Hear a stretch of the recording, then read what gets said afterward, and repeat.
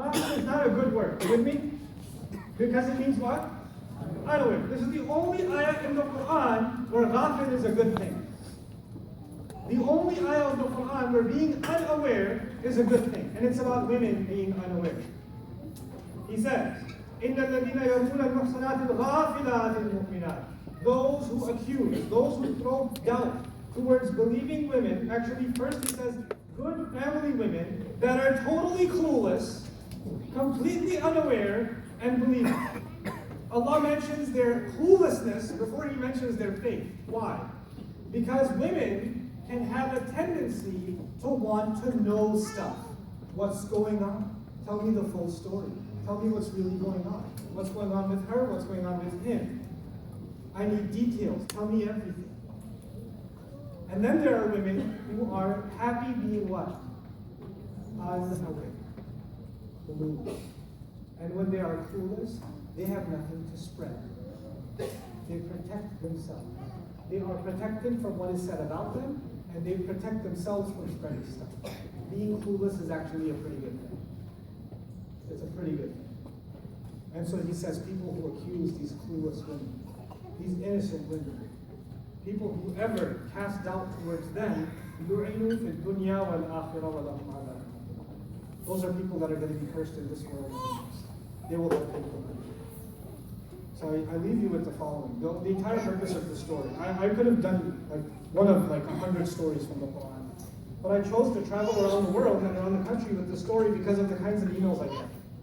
And the kinds of questions I get on social media. And the kinds of questions people come and ask me. I feel that one of the most fundamental violations we've done in our deen is we don't protect each other's dignity. And we don't realize how serious it is to protect each other's dignity, even within the family. There's an exception I want to share with you. If something shady is happening in your family, if your sister is sneaking out of the house and you know about it, then you need to report it to your family. That's not part of this, because that's still inside the house. It's inside the house. If you know of a family friend and something shady is happening, don't talk to anyone, ever, not even your wife. That counts. Don't talk to anyone. Don't talk to that family. And then shut up about it forever. If you talk about that, and then later on at a gathering, at an iftar, at a party, man, in our community there's so much stuff happening, boys and girls are doing this, just don't. If you want to help that family in particular, in private, and end it forever and ever and ever. That's it. That's it. Now I share with you the words of the Prophet. Ya ma'shara man aslam. وَلَمْ يُفْلِتْ إِيمَانُ فِي قَلْبِهِ.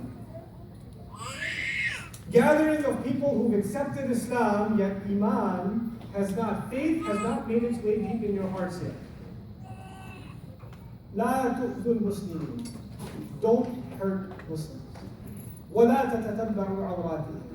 Don't get behind, pursue, trying to find out their private matters.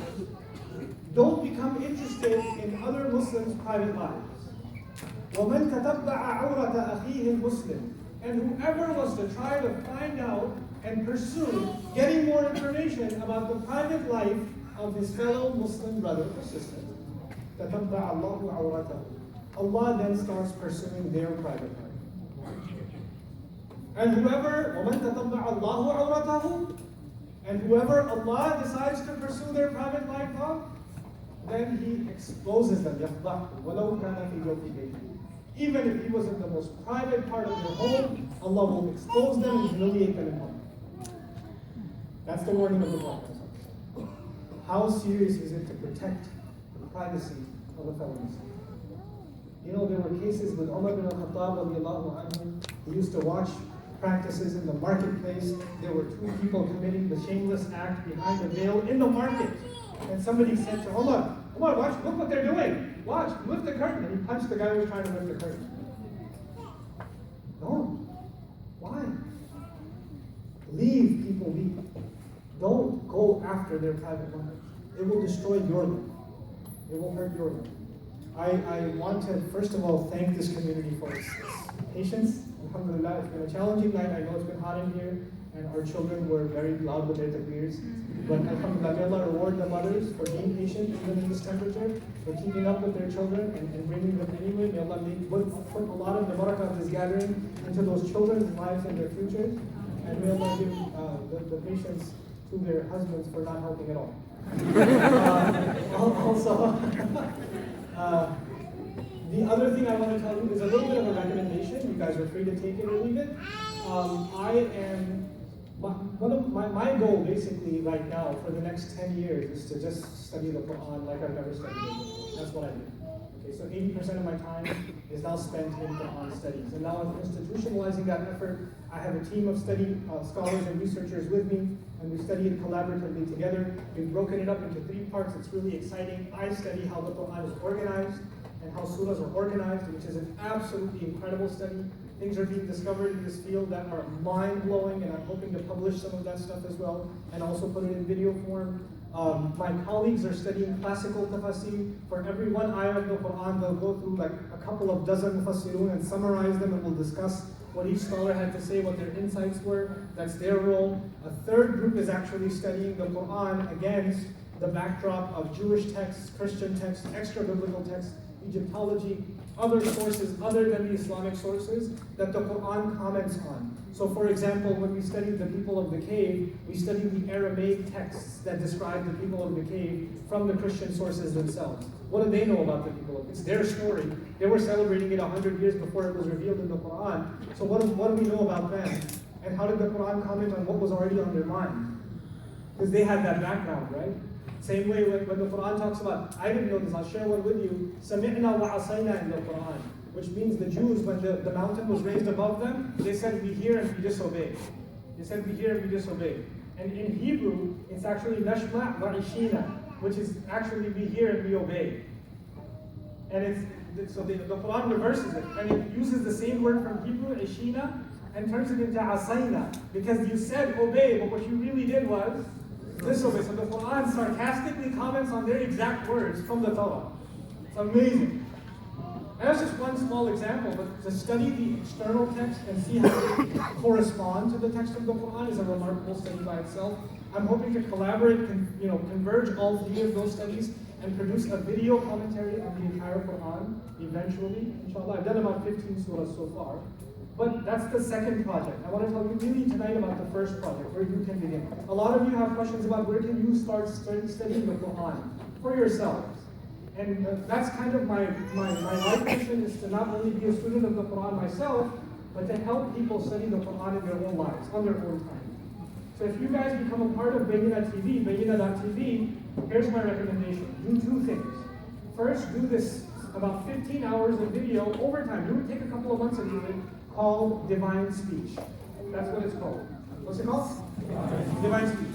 The only point of that series is to show you why we believe the Quran is from Allah. It can't be from anything. That's the only point. It just reinforces your iman and confidence in this book. That's called Divine Speech.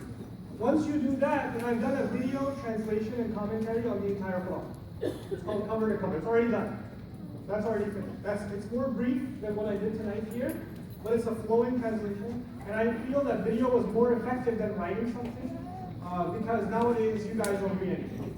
Just listen to a video. So, and inshallah, the app is coming in a few months, so you will be able to listen to it and stuff like that on mobile devices as well. But that's all on Bayyina.tv, and that's a few years. Please just go through it even in a couple of 2, 3, 4 years, 15 minutes at a time, little by little at a time. It's not a rigorous study. Not all of you have to become students of the Quran. But if you're just exposed to the message of the Quran 10, 15 minutes a day, it's really good for you. Just exposed to the message of the Quran. Even if you don't have a notebook in front of you or nothing. It's like basically like Quran TV or Quran radio. Just a little bit of exposure every day. And like, how we listen to recitation every day?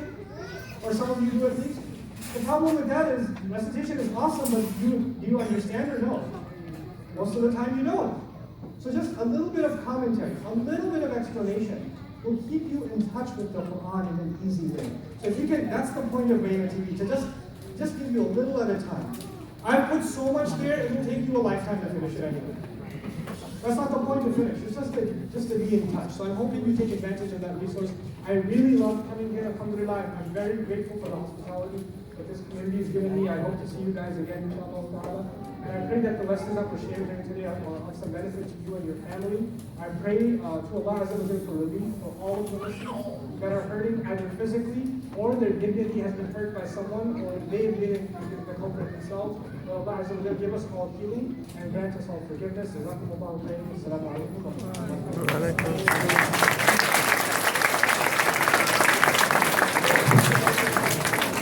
Jazakallah khair, everyone. Just some final announcements.